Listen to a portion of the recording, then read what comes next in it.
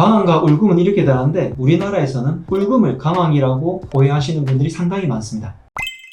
건강하랑 강남 호주 박용환 원장입니다. 강황과 울금은 똑같이 생강가 속에 있는데 쿠쿠르마 속에 있는 133종의 식물 중에 하나들입니다. 그런데 이 안에서도 강황과 울금이 워낙 이렇게 비슷하다 보니까 예전부터 많이 혼동되어 오긴 했습니다. 그렇지만 강황과 울금 성질이 조금 많이 다르고요. 쓰임새도 다르기 때문에 구별을 꼭 하셔야 하겠습니다. 특히 우리나라에서는 강황을 일본에서 울금이라고 부르는 바람에 한국에서 강황을 울금이라고 오해하시는 분들도 많고 강황과 울금을 굉장히 혼동하는 경우가 많기 때문에 오늘 영상 꼭 집중해서 들어보시기 바랍니다. 사실 이름에서도 너무 헷갈리는 경우가 많습니다. 강황을 봄울금이라고 부르기도 하고요. 편자강황이나 평강황을 울금이라고 하기 때문에 사실 이 말이 너무 혼동되어 쓰이기도 했죠. 영어로서는 둘 다 똑같이 추메릭이라고 하는데요. 강황은 옐로우 추메릭, 울금은 야생에서 난다고 해서 와일드 추메릭이라고 부르기도 했습니다. 좀 전에 말씀드린 것처럼 강황은 대부분 다 재배종이고요. 울금은 야생에도 난다고 하기 때문에 처음부터 키우고 채취를 하는 방법 자체가 달랐습니다. 그리고 우리나라에는 강황이 나지를 않아요. 강황이라고 부르는 것들은 다 울금을 심은 것, 다시 말해서 재배종인 울금이라고 보시면 되겠습니다. 꽃이 피는 시기도 완전히 다른데요. 강황은 봄에 꽃이 피고 울금은 가을에 꽃이 피는데 꽃이 피는 시기가 다르다는 것은 식물이 완전 다르다는 것을 의미하기도 하죠. 강황은 의서의 매운맛 그리고 성질이 따뜻하다라고 기록되어 있는데 실제로 맛을 보면 약간 쓴맛에 가깝고요. 노란색이 조금 더 많이 들어있습니다. 근데 울금은 매운맛이 훨씬 더 강하고요. 의서에 보면 성질이 약간 서늘하다고 되어 있습니다. 그렇기 때문에 강황은 온성인 약재고요. 울금은 한성인 약재로서 강황 같은 경우에는 몸이 냉하고 혈액순환이 안 좋은 분들께 많이 쓰고요. 울금 같은 경우에는 몸에 열이 많으신 분들이 그 열을 진정시킬 때 많이 쓰였죠. 일반적인 약효에서는 강황이 울금보다 훨씬 더 강하다고 되어 있습니다. 그 이유 중에 하나가 커큐미노이드라는 성분은 둘 다 노란색을 띠기 때문에 같이 들어있는데 그 안에 있는 핵심 성분인 커큐민이 강황의 무려 10배나 더 많기 때문에 일단 약효는 강황이 훨씬 더 강해요. 전 세계적으로도 요즘 커큐민 성분이 굉장히 각광을 많이 받고 있는데 항산화, 항염, 항암 작용이 있어가지고 암을 예방하는 작용으로도 굉장히 많이 쓰이고 있고요. 그리고 염증을 물리치고 몸에 있는 지방간이라든지 비만세포들을 밖으로 내보내는 작용 때문에 커큐민이 많이 연구가 되고 있는데 이 커큐민 작용이 강황이 훨씬 더 많고요. 그러다 보니까 염증성 질환이 되는 일차적으로 강황을 더 많이 쓰는 경향이 있습니다. 하지만 한의사에서는 강황을 너무 오래 쓰게 되면 몸에서 기운이 빠져나갈 수 있으니까 주의를 하라고 해서 꼭 보하는 약재들과 함께 쓰기도 했죠. 그리고 강황은 파혈작용이라고 해서 혈액순환을 막 시켜주는 데 비해서 울금 같은 경우에는 성질이 좀 서늘하다 보니까 응고작용이 오히려 있어요. 그래서 출혈질환에는 강황을 쓰시면 안 되고요. 출혈질환에는 오히려 울금을 쓰는 게 훨씬 더 좋습니다. 둘 다 뇌질환에도 많이 쓰이는데요. 커큐민 성분이 BDNF를 많이 높여서 뇌혈순환을 많이 도와주기 때문인데 강황 같은 경우에는 원성이고 울금 같은 경우는 한성이다 보니까 우울증이 있거나 집중력이 떨어지거나 치매를 예방하는 경우에는 강황을 더 많이 쓰는 편이고요. 뇌질환 중에서도 열이 뻗쳐서 생기는 한의학에서는 정광증이라고 부르는데 요즘으로 따지면 조증이라고 볼 수도 있겠습니다. 왜 조울증이라고 하면 조증일 때는 막 이렇게 높아졌다가 텐션이